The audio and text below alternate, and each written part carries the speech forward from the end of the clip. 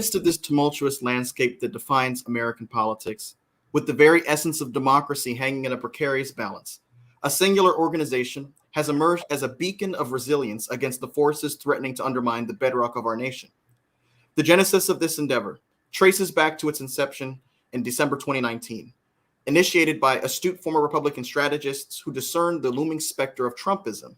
Their mission, twofold significance, first achieved its zenith by toppling Donald Trump at the polls in 2020. Yet the second facet of their mission remains of paramount importance: the resolute determination to ensure that Trumpism's shadow withers into obscurity. They cogently assert that their true battle against Trumpism is but in its nascent stages, a fight inextricably linked to the very survival of our democracy. For above all else, the Lincoln Project stands unwaveringly as champions of democracy itself. Now, as our gaze shifts to the high-stakes theater of contemporary American politics, we find ourselves on the cusp of yet another momentous juncture. The contenders for the 2024 Republican presidential nomination are poised for a head-on collision in the impending GOP presidential debate, set against the backdrop of the iconic Ronald Reagan Presidential Library in Simi Valley, California, on the evening of Wednesday, September 27, 9 p.m. This forthcoming debate portends a showdown of unparalleled proportions. Following the heated exchanges witnessed in the previous month's debate held in Milwaukee, the candidates are steeling themselves for another round of impassioned deliberations. However, a unique twist graces this occasion: heightened qualification thresholds for the contenders, introducing an element of rigor, and looming large as the unspoken presence, the former President Donald Trump is once again expected to abstain from participating, casting his unmistakable shadow over the event. As the specter of a government shutdown draws near, House Speaker Kevin McCarthy finds himself under fire from fellow Republicans for what they perceive as a failure to guide his party through the tumultuous situation. Amidst the unfolding drama surrounding the presidential debate, where 6 contenders have successfully secured their positions, and the unfolding drama on Capitol Hill with a government shutdown looming, it's essential to revisit the backdrop against which this selection process has played out. To even qualify for a shot at the debate, candidates faced rigorous criteria, mandating a minimum of 3% support in 2 national polls, or alternatively, 3% in 1 national poll and 3% in 2 polls conducted within the early nominating states. Today, I'm so honored and glad to be joined by Republican political strategist, an award-winning political ad creator, and co-founder of the Lincoln Project, Rick Wilson. Mr. Wilson, thank you for being a part of the Political Mic. Hey, Mike, thank you so much for having me. You don't have to call me Mr. I work for a living. So, Rick, with the 2024 presidential candidates gearing up for yet another debate, it seems like a showdown is on the horizon. Do you think that the former president's decision to skip the event has made it increasingly difficult for the GOP to set up an anti-Trump candidate? Look, there was never really a pathway for an anti-Trump candidate, given the characteristics of the MAGA base. They want their Trumpism served straight. No ice, no salt, no nothing. They want it right up. And so you have 2 clusters of candidates inside the current primary field. You have the ones who are never going to be electable, who are avowed anti-Trumpers, Will Hurd, Asa Hutchinson, Chris Christie. They will never get more than, on the national basis, 2 or 3% of the Republican vote in the primary. You have the soft wannabe sort of pseudo-Trumpers, which is Nikki Haley, Tim Scott. And you have the couple that are imitating Trump, Vivek Ramaswamy and Ron DeSantis. The rest are just noise. Now, none of those people provide MAGA voters with a sufficient reason to abandon Trump. None of them have made a compelling enough case to abandon Donald Trump and what they get from him, which is this feeling of connection to something that permits them to be as angry and ugly as they want to be the worst versions of themselves. And so there's never been a real path for them, even if they had all come together in a room somewhere and said, okay, it's going to be you, Chris Christie, or you, Ron DeSantis. The candidates themselves could never make a compelling case that would move the MAGA base. It moved donors for Ron DeSantis and donors for Chris Christie and donors for Nikki Haley and donors for Tim Scott, but donors and the MAGA base have been diverging for years now. And so there's no real persuasive argument that any of these candidates has made to say, I'm the one you need to replace Trump with, because they don't believe in them and they want Trump back. Rick, the Lincoln Project has undertaken the task of creating new ads that support President Biden's reelection. The first ad, American Story, commends President Biden's leadership and celebrates his achievements. I'm going to go ahead and play the clip right now. Decades of leadership, a lifetime of experience, and rock-solid determination to rebuild America. Joe Biden's plan for America's economic comeback is working. The highest job growth in the world. Inflation coming down faster than any other major nation. The prices families pay for everything from gas to groceries falling fast. Hope and optimism coming back. His tireless work to build a stronger America means we're respected again. And a respected America is a safer America. Joe Biden's years have taught him leadership, wisdom, toughness, how to ignore the noise and focus on the people. He's a president for every American, making the hard decisions with compassion, heart, and respect. That's Joe Biden, America's president. Rick, the president currently is 19 points underwater in poll for his ratings for handling the economy. A recent poll showed Trump actually on top of President Biden, actually coming out at 51 over 42 in a head-to-head matchup. Biden's polling is even more dim when you look at younger voters. As the Lincoln Project continues to try to make an appeal for quote-unquote ban-in-line voters, persuadable Republican swing voters, how does it also seek to tell the story in a more compelling way for folks who may not be as hard right as a quote-unquote ban-in voter, but are just not sold on the idea that this is the president that they think should handle this? Look, we're going to make this case, and again, ban-in-line voters, for people that don't know how we describe them, they are soft Republican voters who are more affluent, more educated, more suburban. These are the kind of people who aesthetically have a problem with Donald Trump. They don't want their kids to behave like Donald Trump. They don't like the cruelty, the conspiracy theories, the threats, the bluster, all those things that have really troubled them for a long time. And they are persuadable on a number of issues. They're not progressives. They're not leftists. They're not liberals. They are moderate conservatives. Now, other ban-in-line voters include independent-leaning men and a few other clusters and cohorts that, for the purpose of this discussion, aren't terribly important. But these are not far right people in terms of the political spectrum as we understand it in America today. They were center right in every other election. They were the core of the Mitt Romney demographic, the core of the George W. Bush and George H.W. Bush demographic. The party has become older, less educated, and less able to process the nuance of the conspiracy theories and the false information that they're being fed by Fox and the Trump campaign. So we're trying to make sure that the people that aren't in that category are able to see a set of messages that will let them either A, feel like they have permission to vote for Biden because he's going to do a more credible job on the economy than Trump, or B, feel like that they can stay home and not pull a ballot in the presidential line, vote however you want down the ticket, but just don't vote for Donald Trump. We call it the flip it or skip it strategy. My partner Reed Galen named it that. And our communication with them now is because no one else is talking to them. No one else is trying to give them affirmative information about Biden in this space. The Biden campaign is running a $25 million ad campaign. It's based on getting their base back, the Democratic base locked into line, which they should do, no doubt about it. We have a different set of mission criteria, different set of targets, and so that's what we're pursuing with this. And as we go forward, we'll move from a stage where we're reinforcing the Biden positives on the economic and foreign policy fronts. And as we go into next year, as Trump is the nominee again, we'll get back into what we're really, really good at, which is fighting Trump one-on-one, setting the narrative, getting inside Trump's head, making him do stupid things, and giving the Biden campaign space and time to build, to get momentum, and to fight this election out at the scale and scope that is going to be necessary in another Trump versus Biden matchup. The inclusion of Univision as a debate broadcaster suggests a focus on Hispanic voters. Sure. How crucial will the Hispanic vote be in the upcoming election, in your view, and which candidates might benefit from this outreach? Look, right now, the Hispanic vote is going to make a gigantic difference. And I'm going to bifurcate the Hispanic audience into two groups. Well, let's call it the west of the Mississippi Hispanic audience, which is primarily going to be more Mexican. And in places like Nevada and Arizona, they're going to play a huge role in this election. Those states are going to be very close.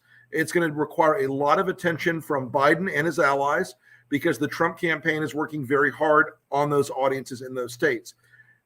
East of the Mississippi, you have 4 big cohorts of Hispanic voters in the country right now. They are in Florida and New Jersey, Cuban Americans, Puerto Rican Americans. In Florida, Venezuelans. In North Carolina, Mexicans, Cubans, and Puerto Ricans, and various admixtures. So you're going to see in those 4 states, Hispanic voters are going to play a very big role in this coming election, especially Florida, North Carolina, and Georgia, where the Hispanic population is growing enormously. In Florida, there is a possibility we could have a better outcome for Biden with Puerto Rican voters this time around. I think they're really doing the work with the Puerto Rican voters. And they have a lot of work to do with Cuban and Venezuelan voters who have been convinced by a very large information warfare campaign that Joe Biden is Fidel Castro without the beard and the funny outfit. So Hispanic voters are going to play an enormous role. Both sides are going to be fighting hard for them. The Republicans have made inroads with Hispanic males, and it's important for the Biden campaign to recognize, understand, and counter program on that. The last debate saw a rise in the polls for Vivek Ramaswamy, someone who is not in the world of politics at all, someone who thrust himself in the middle of this, similar to how Donald Trump thrust himself in 2015. And he's finding himself benefiting from a bump in the polls from those who like to see an outsider in the race.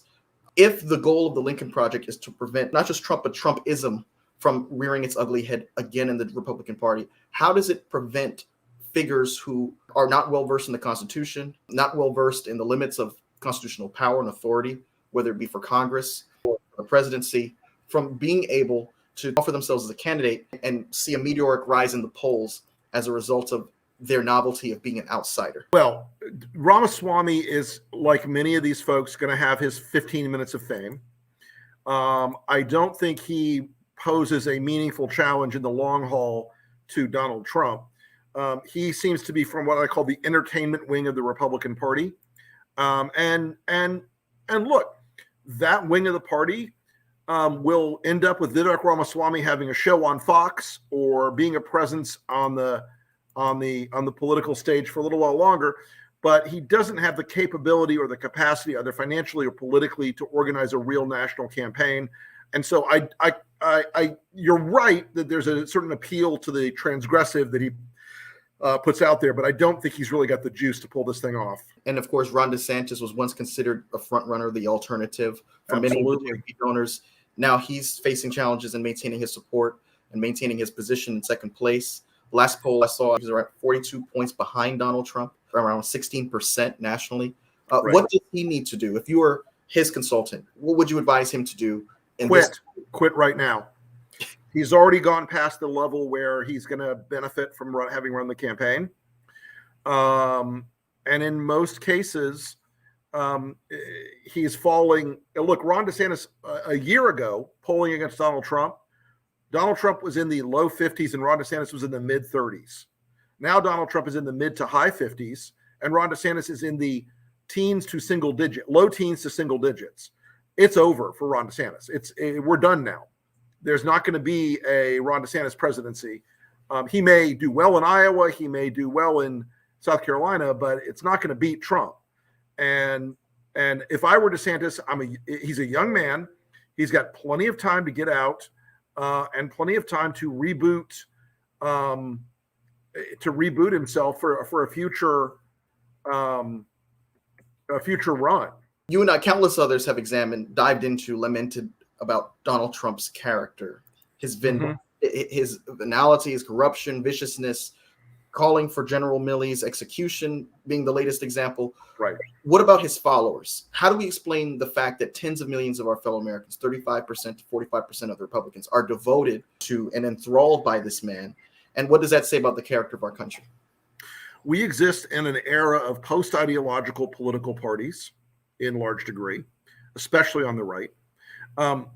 And Donald Trump is explained by three large trends in society: the celebrification of everything. And Donald Trump spent 14 years in the living rooms of millions of Americans in a very successful highly rated television show where they believed he was a brilliant executive who made strong decisions and was a billionaire who was beyond the reach of any influence in the world. Those crafted images on a TV show shaped what people thought, and they loved the celebrity part of Trump. The second reason that Trump's hold is forever with the MAGA base is that he offers them the ability to be their worst selves. He offers them the chance to say whatever they want, do whatever they want, and when they're criticized for it, they get to beat their chests and say, "Oh, you're trying to cancel me. You're trying to suppress me. You're trying to look down on me because you're an elite." And the long culture of oppression fostered by the GOP in its own base of telling affluent suburban white voters, "You're the one who's got it rough," and those Mexicans who come across the border and those African Americans who go to your kids' schools, they're the ones making your life hard. Those people were very receptive to that message, and they wired it into their brains. And the final pillar of that really is the social media and Fox media infrastructure. You had Rush Limbaugh in the 80s and 90s redefine that oppositional defiant disorder culture in the Republican Party. Fox put it on steroids, grew that audience dramatically. And then when social media came along, it became this self-reinforcing loop, this hermetically sealed bubble of information and belief that led to Trump, and that has kept that hold that Trump has over the base intact. Even when Fox has criticized Trump or tried to get away from him, the financial incentives of keeping their audience have outweighed the incentives of telling the truth about who he is. Going back to the Lincoln Project's efforts in key battleground states, could you shed some light on the significance of Wisconsin in the upcoming election? Sure. Wisconsin will be one of the closest run states in the country. We've seen it over and over again. It has now become the purple state. It is a state where it's very, very difficult for anyone to walk in confidently and say, "I'm going to take this one. I'm going to put this one in the bag." There will be a lot of work to be done there. In 2022, the Lincoln Project was very successful at motivating two separate groups in Wisconsin to come out and vote in the governor's race, which is what our focus was. We knew the Senate race was probably a foregone conclusion, so we focused on the governor's race because the governor will have a lot of power when the 2024 election happens, and we've got to make sure that we didn't have somebody who was going to just rubber stamp a Trump claim the election was stolen. So the two groups we really hit there were younger voters who we don't normally end up speaking to a lot, but we talked to younger voters there about three big things. One was individual liberty and freedom, which is an argument made about choice and Dobbs without having to go down the rabbit hole of abortion, because these younger voters get it. The Republican Party isn't the party of limited government. It's the party of unlimited government. It wants to control every aspect of their lives. And so that was the first argument. Then we made an argument to Republican-leaning voters about Ukraine, many of whom are what we call democracy dads or Red Dawn dads. They're Generation X and older millennials who grew up understanding what Russia and the Soviet Union was. We did a bunch of ads about Ukraine that talked to that audience, and it really helped close up Wisconsin. It is not an easy state for anybody to win. Joe Biden's going to have work to do there, and Donald Trump's going to have work to do there. We're going to be spending a lot of our time at Lincoln working on Wisconsin issues and Wisconsin campaign ads, because we see that as one of the top 2 or 3 states in the country, alongside of Pennsylvania and Arizona. The debate this Wednesday, as I mentioned earlier, will be taking place at the Reagan Presidential Library. Yep. Now, the Reagan Foundation's speaker series, A Time for Choosing, aimed to provide reasoned intellectual discussion on the future of the Republican Party. However, good luck. Trump antagonists like Liz Cheney and Ben Sasse were featured, while Trump himself was not invited. What message does this send about the direction some Republicans want to take the party? There is a small, but I think important, I think meaningful faction who are still in the Republican Party. Look, I am still a conservative, but I am not a Republican. I believe in the Constitution. I believe that the state and government should treat people with respect and dignity. I believe that markets should be largely free. And I believe that America should be guided by the Constitution. There are still some Republicans who believe that too. People like Liz Cheney, people like Adam Kinzinger, people like Ben Sasse, people like Denver Riggleman, Barbara Comstock, a number of these folks who are no longer in power, no longer in Congress or the Senate, and Mitt Romney, who's leaving the Senate, who still believe in this country, you still believe in a set of conservative principles, but look, they matter insofar as it gives people a place to rally around and to sort of engage with. They don't matter insofar as, you could sit all of us around a table in a Waffle House pretty much. There just aren't that many of us who still hold the old, as I like to say, we're the last priests of a dying religion. The Trumpian base is not driven by conservatism. It's driven by a love of authoritarianism and a cult-like devotion to Trump. So we obviously, and I think the Reagan people are, and I haven't talked to anybody out there in the recent months or year, like the last year or so, but I think that people want to keep Reagan's legacy alive, which was of a more optimistic, inclusive version of the Republican Party. I mean, let's remember Ronald Reagan passed the biggest immigration reform in the last 50 years. And he did not believe in the closed door of America. He believed in the shining city on the hill and a bigger dream that was more inclusive. So I think they want to keep the Republican and Reagan branding as much as they can, even though, it's a light in the darkness, a candle in the darkness at this point. I asked this question to Chris Matthews when he was on a couple of weeks ago, and I want to ask you, is Nikki Haley the answer to the prayers of GOP donors who are looking for that great white hope against Trump? Look, I think Nikki's going to perform well in New Hampshire. Maybe surprise some people in New Hampshire, but she's still going to come in second in her home state. And after that, she does not have a pathway beyond that. I think Nikki is a B+, A- candidate. She's not terrible. She's better than a lot of the people in the field, but she's still boxed on. She can't offer voters who don't like Trump in the Republican primary base, even though it's a small number. She can't offer them anything, and she can't give the MAGA voters enough of what they want. So she's sort of in a weird no man's land when it comes to the Republican primary electorate. Speaking of no man's land, it seems as if Chris Christie is putting all his chips on the table in New Hampshire. Good luck. He, of course, told Kristen Welker, the new host of Meet the Press, he said it's about momentum. And he alluded to Biden's unlikely rise to the nomination in 2020. Do you think that he has a point there? Do you think that he has some hope there as the sole person trying to make the case against Donald Trump and Trumpism himself? If Chris Christie breaks 20% in New Hampshire, I'll be shocked. Okay? He's just not going to do it. He may rattle Trump a little bit, but at the end of the day, the minute New Hampshire is over, Chris Christie goes into the Super Tuesday states in South Carolina, and he's going to get wrecked in those states. I'm glad he's doing what he's doing. I'm glad he's speaking the truth at last. I'm grateful to Chris Christie for speaking the truth at long last about Trump. But I don't forget that he was Trump's go-to guy for the Sunday shows for the 4 years of Trump's administration, a relentless defender of Donald Trump, when a lot of the things he now criticizes Trump for were things he was aware of while he was being Trump's biggest defender.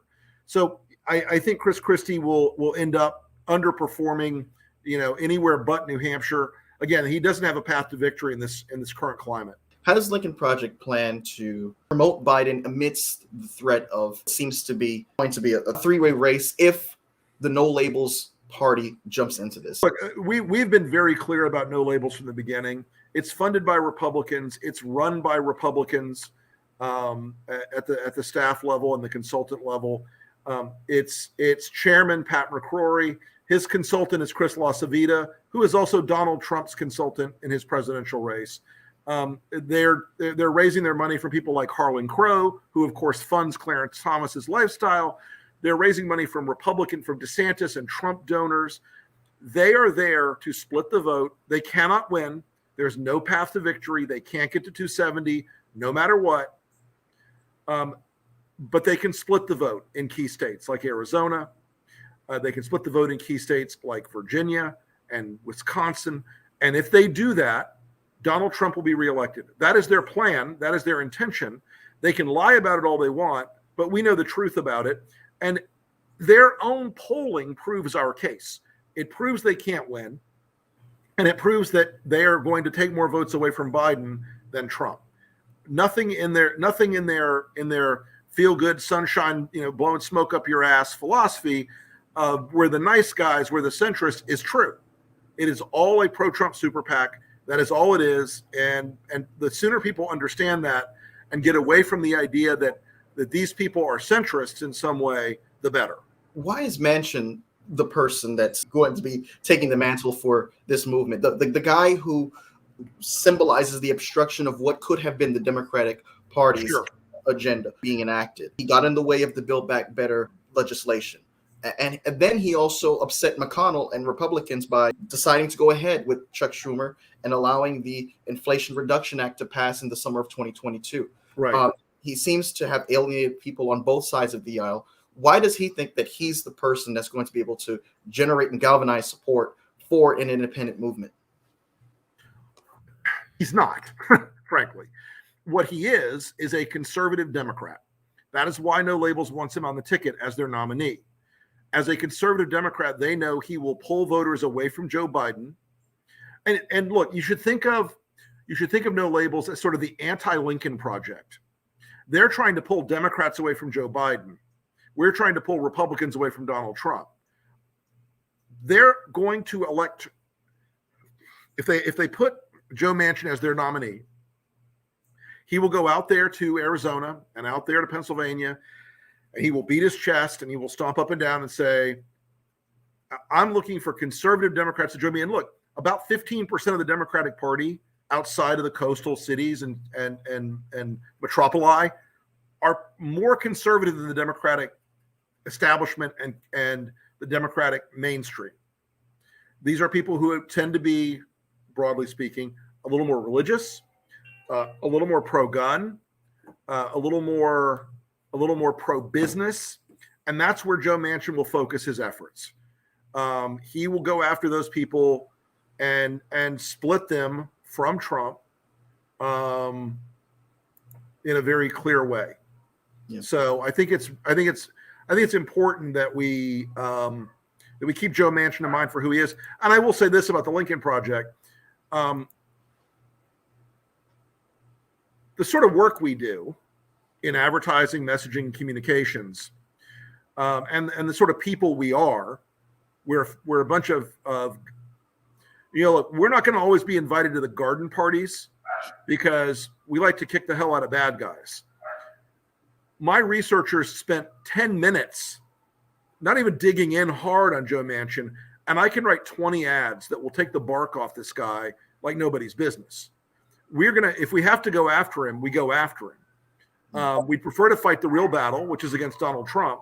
But if No Labels is empowering Trump, we're going to focus on ensuring that No Labels doesn't have a clear shot with those audiences. So going back to this debate coming up, do you think that this is all a big waste of time? That Trump is going to be, yeah, of course, regardless, and this is just. I've said this before, Mike, and you can't make a horse race out of horse manure. You just can't. There's nothing in this primary that is so compelling that it's changing the minds of MAGA voters. Since the primary has become more engaged and reporters have been covering it, what has happened to Trump's numbers? They've gone up. Again, Ron DeSantis was in the mid-30s against Trump a year and a half ago, and now he's in the low teens to single digits. None of these things that are happening in the Republican primary space as MAGA voters pay more attention are redounding to the benefit of the sub-tier candidates. If they wanted to call this the vice presidential primary, they should have. That's why Nikki Haley is in the running. That's why Tim Scott is in the running. And that's why Vivek Ramaswamy is in the running. They think that they can't win, but they could be VP if they kiss Trump's ass enough. They might be right. But it is not. It is a lack of focus on what's really happening in the primary and the belief that we can make a horse race out of nothing on the part of the media. And all of this hand-wringing about Biden's age and calls for him to drop Harris from the ticket and calls for folks like Gavin Newsom to get involved. You have Representative Phillips considering challenging the president. Now, I've always said the last time the Democrats challenged the incumbent in the White House, you have to go back to 1980. And Ted Kennedy versus Carter did not work out for them. Nope. And the same way that Pat Buchanan and George H.W. Bush, my old boss, George H.W. Bush, got primaried by Pat Buchanan. When H.W.'s numbers, Buchanan got in the race when when Bush 41 still had a 68% approval rating. And it bled the sense of unity and support out of the party. It led to endless questions. It led to Ross Perot getting in there as a third party. I mean, right now we kind of feel like history is repeating itself a little bit in some ways, in a terrible kind of way. But look, we're going to have a hard moment for Joe Biden if any of these guys get in the race. I think Gavin Newsom understands that he needs to wait his turn. I don't think Phillips does understand that. I think Phillips is being pushed by a lot of people to do this. But here's the thing. All Phillips can do is guarantee that Joe Biden has a rougher nomination process. He can't win. RFK can't win. All they can do is make a lot of noise that harms the president in the race against Trump. And if this were a race against if Trump had dropped dead last year and it was any random Republican, then you'd say, okay, we should have a more vibrant sort of thing. Right now, you can't take risks with the future of the American Republic and of representative democracy in this country.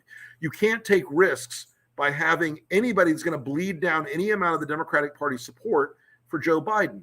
Because if you do, in a closely run race, in an electoral college system that divides the country in a way that advantages the Republicans kind of meaningfully, you will end up with Trump as president again.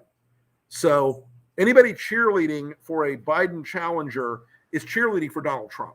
Yeah. The government seems to be hurtling towards another shutdown, and House Republicans are brandishing the threat of impeaching President Biden, despite some within their own ranks questioning the evidence. What's your take on the high-stakes political turmoil, and can you shed some light on how it might impact the Republican Party electorally and going forward beyond 2024? The traditional wisdom is that shutdowns harm the party that brings them about. That wisdom has the advantage of being true. I don't necessarily know if that is going to cause as much of a cataclysm this time around for the Republicans, because a lot of the country mistakenly believes that the shutdown is good politics and good economics. It's terrible economics. Inside the GOP base, though, they're not driven by economics or philosophy or policy. They're driven by showmanship and anger and conspiracy, and how you get yourself on Fox News that night. And so I think that there's a degree of shutdown politics that will hurt the House members that bring it about. It will cause more division for McCarthy, more dissension inside the Republican ranks who generally support McCarthy, but who are in kind of a tough spot right now because they know Matt Gaetz and Marjorie Taylor Greene have the whip hand. It'll hurt McCarthy. It'll hurt the GOP candidates for Congress. It won't necessarily change the ball game between Trump and Biden. McCarthy's recent move toward an impeachment inquiry has failed to quell the hard right rebellion within his party. How do you perceive this internal GOP drama, and what consequences might it have for any kind of semblance of unity? That's something we predicted about a year and a half ago, that we said even if Kevin McCarthy got the speakership, he'd never really be the speaker. And he's not. Matt Gaetz, Marjorie Taylor Greene, Paul Gosar, Andy Biggs, the whole lunatic caucus has a lot more power than Kevin. Kevin can't set the agenda. He can't set which bills are going to come and be passed out of Congress. If he makes a deal with the Democrats, he loses his speakership. And Kevin, there's nothing in this world more important to Kevin McCarthy than that speakership. You could kill his dog in front of him. If he gets to keep the speakership, he keeps the speakership. The dog dies.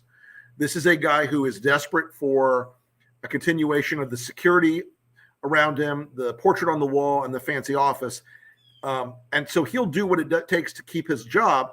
And what it takes right now is to give in to the MAGA horde and let them burn the economy down. You have some GOP leaders in the House considering a short-term funding patch with border security provisions and spending cuts. Do you think that this approach would be beneficial to avoid a government shutdown, and do you think it could be the bridge between the gap between them? Yeah, I don't think it will be, because I think the intention of the Chaos Caucus with Matt Gaetz and company is to bring the shutdown. They want the shutdown. They believe it has a political benefit for them. So I don't think that the logic of trying to do the short-term spending package, even with some cuts, that they still may not be able to pass it. Those guys may still sit it out. And they want McCarthy to suffer. They want him to fail. They want the government to shut down. And so I think it's very difficult for a compromise to come through here. Again, unless McCarthy is willing to make a deal with Hakeem Jeffries, the Democrats can and should just say, it's your majority. Take it or leave it. With the Biden impeachment inquiry formalizing divisions within the GOP on its duration and outcome, what's your prediction for how this might play out, and what are the potential repercussions for both parties? Will this make Trump look better, being that Trump had impeachment inquiries that resulted in 2 impeachments? Yeah, the thing about Trump was he was criming all the time, and the thing about Biden is this is just a made-up farrago of nonsense for the most part. They don't have witnesses. They don't have evidence. They don't have facts. Every time they come out with the smoking gun, it turns out to be a water pistol. It's just not, they're just not there. And so you're going to see this primarily to motivate the Republican base. You see this so that the Republican base can offset the messages about Trump's criminality and all of his various legal cases. And I don't think it's going to really make much of a difference in the long haul. 2024 is unprecedented for many reasons, but one of the main reasons is that you're going to have a former president running for a non-consecutive term who has 91 criminal charges swirling over his head, and he's going to be in and out of courtrooms. Do you think Trump eventually goes to jail? No. I think people who are betting on Trump being in jail are making a fool's bet. 3 reasons. 1, don't think these cases are open and shut, because they're not. The Mar-a-Lago documents case is being tried in a county. About 62% of the voters in that county voted for Donald Trump. If you don't think a MAGA voter will sandbag the jury, you are mistaken. He'll get at least acquitted, or may get acquitted, may get a mistrial.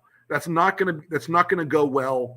That is a very conservative county, a very conservative jury pool, a very conservative judge who owes Donald Trump her career.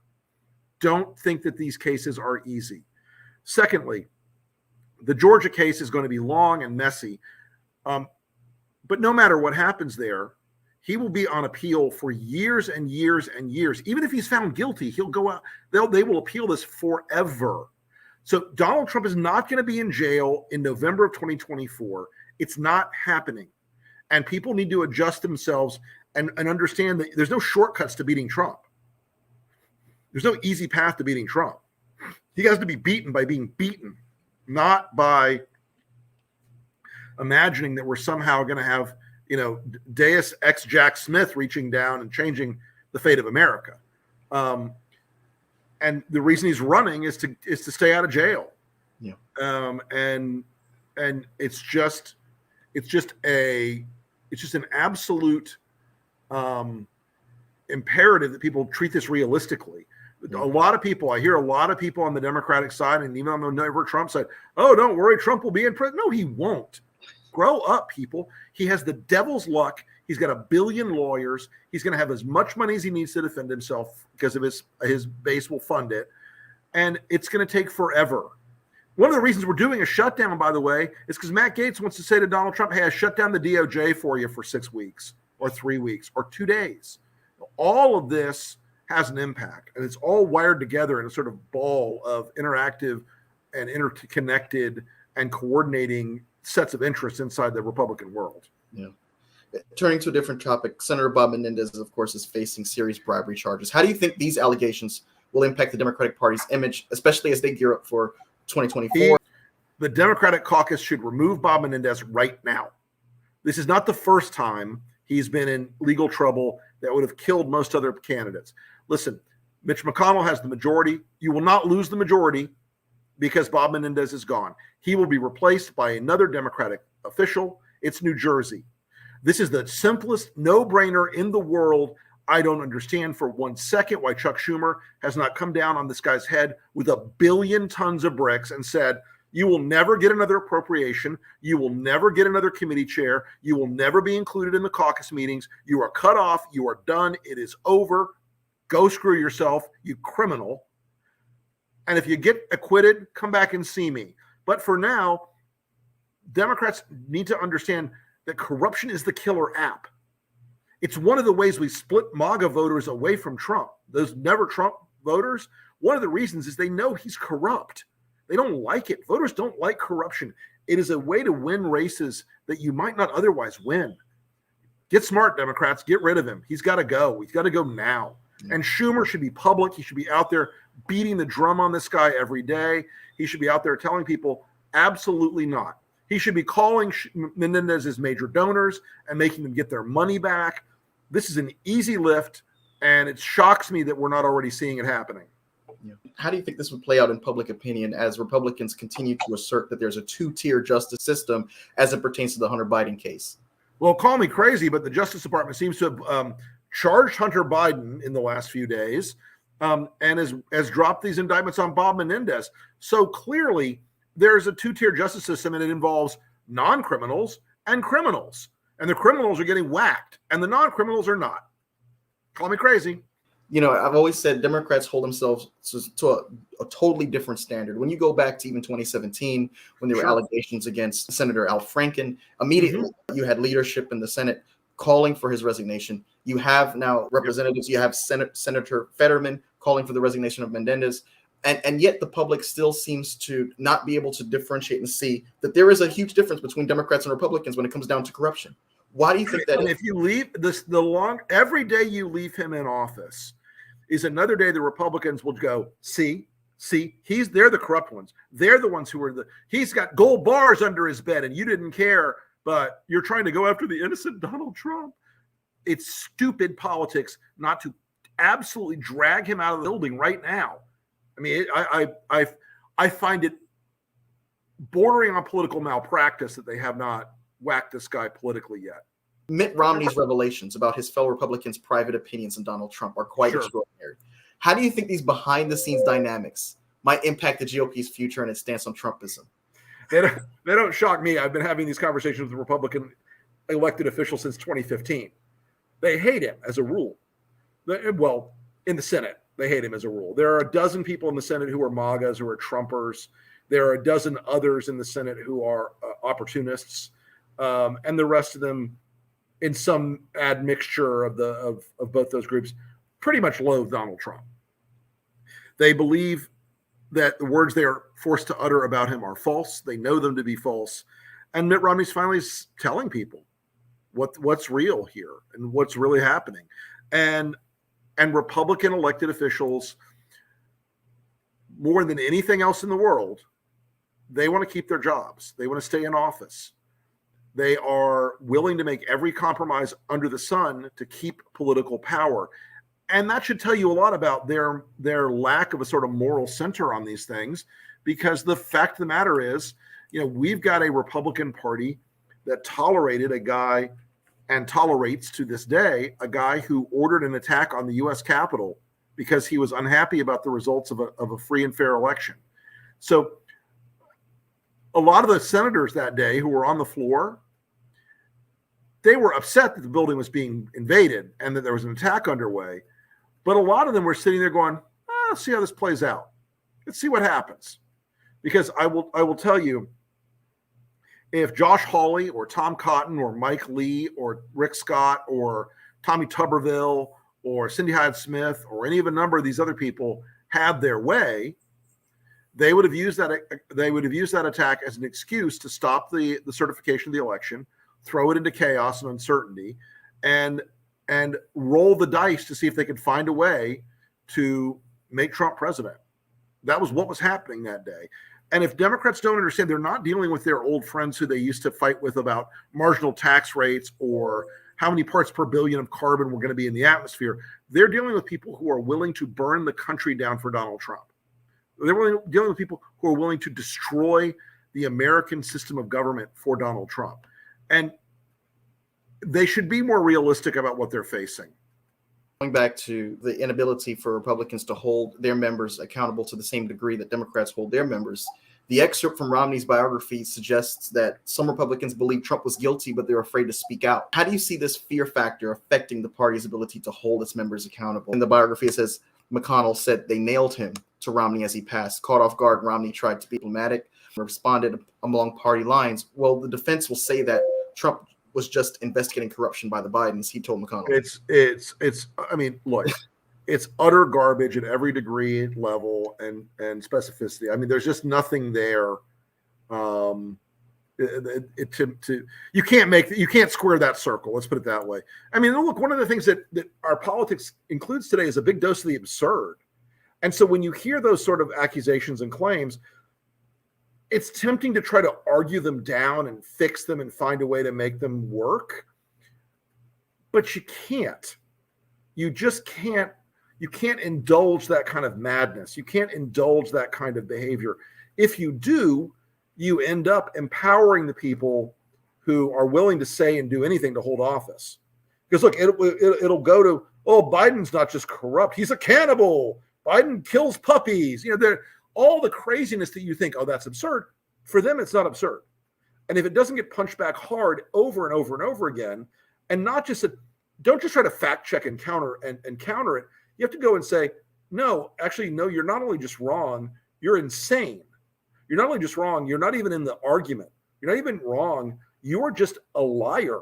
I mean, people have been unwilling to call Trump and Republicans who empower him liars for a long time.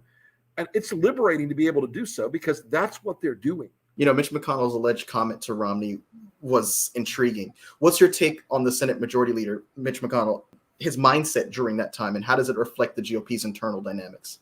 Well, McConnell was drawn between two poles. January 6th, he understood what Trump had done. The night of January 6th and January 7th, all of his political money people went to him and said, we won't have money. We will have Trump trying to kill us. His chief strategist, a guy named Josh Holmes, said, if we can just harness Trump's base of rural, low education voters, we'll be good forever. We'll have a governing majority forever. I'm misquoting it slightly, but you can look it up.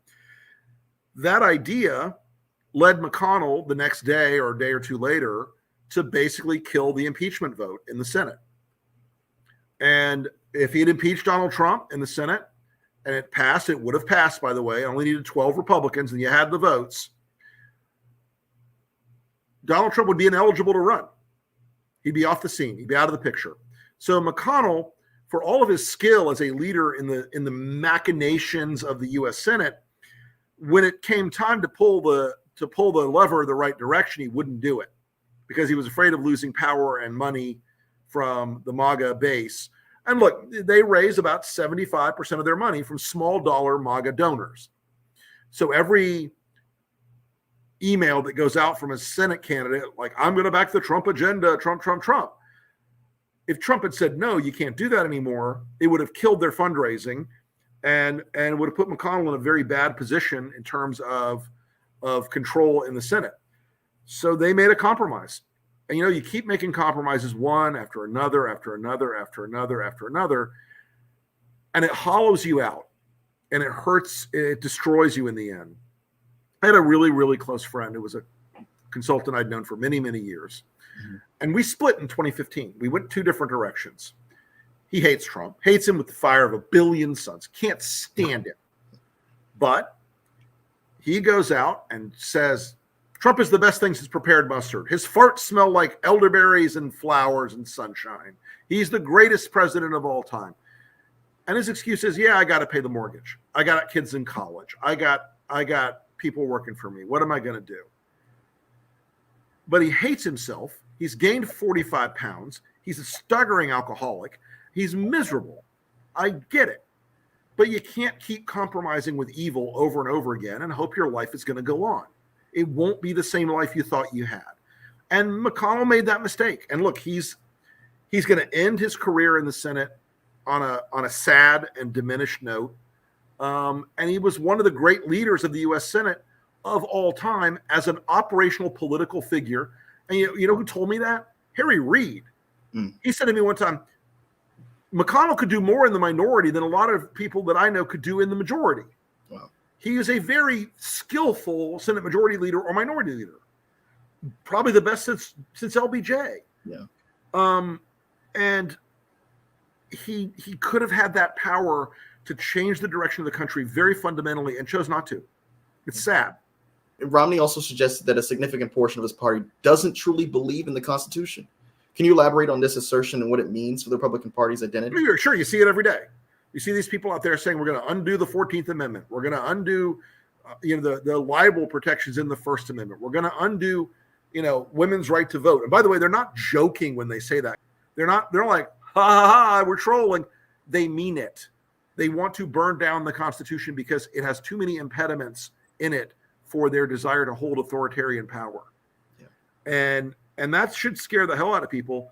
It should scare the hell out of people, but it frankly doesn't, not to the degree it ought to. Both President Joe Biden and former President Donald Trump are heading to Michigan to join the UAW picket lines and stand with auto workers during their strike against the big three automakers. How do you see this high-profile involvement of both presidents impacting the labor movement and the broader political landscape? I think Joe Biden's been the first president in my lifetime who has been assertively engaged on building the labor movement.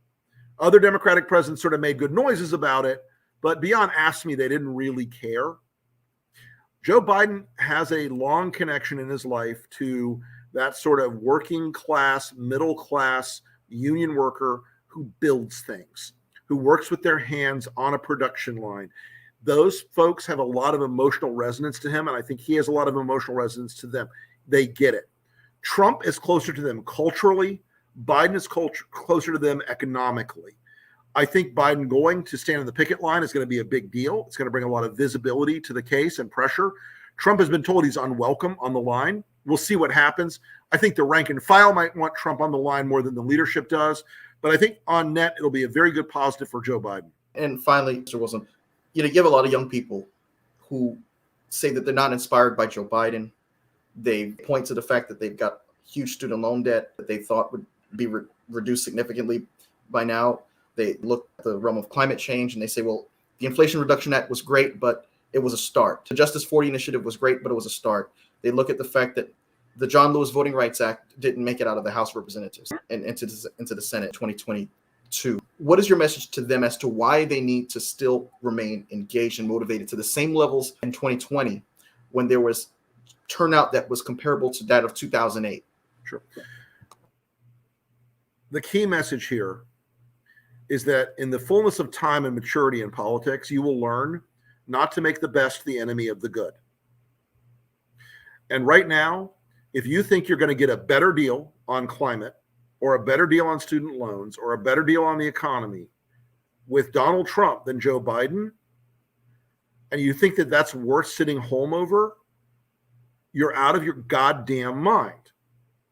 This is a nation that is not as progressive as progressives would like it to believe it is. Because of the Electoral College map, you have got to let Joe Biden work the areas he can work and work on the areas he can't work on yet in a second term where he doesn't have to run for re-election. The choice here is not, am I going to get everything I want on student loans tomorrow, or everything I want on climate tomorrow, or everything I want on choice tomorrow. The choice is, do you want to live in a country where Donald Trump and Steve Bannon and Betsy DeVos decide every aspect of your life?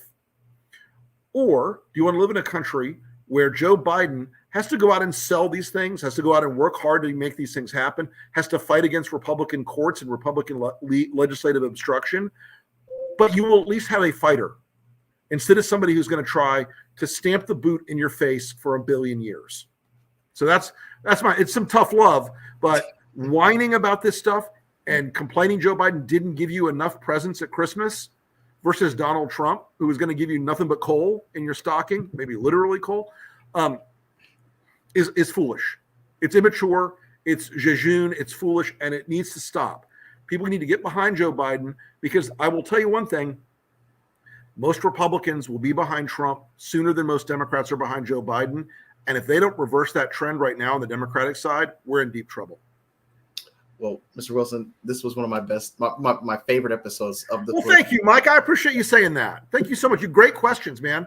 Really terrific. I want to keep an open invitation for you to come back.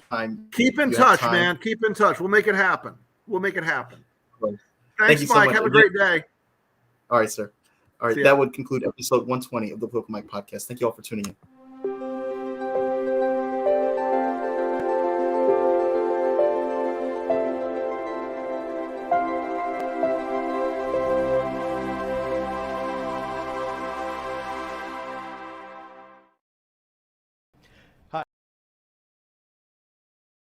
Hi, it's Mike Taylor, the host of the Political Mike podcast. If you like what you heard tonight, I want to invite you to subscribe to our YouTube channel. I also want to ask you to please follow along on Spotify, Apple Podcasts, Google Podcasts, iHeartRadio, TuneIn, and Amazon Music. You can also follow along and keep up with the conversation through our Telegram channel. Follow us on Twitter at @ThePolyMike, and follow us on Instagram.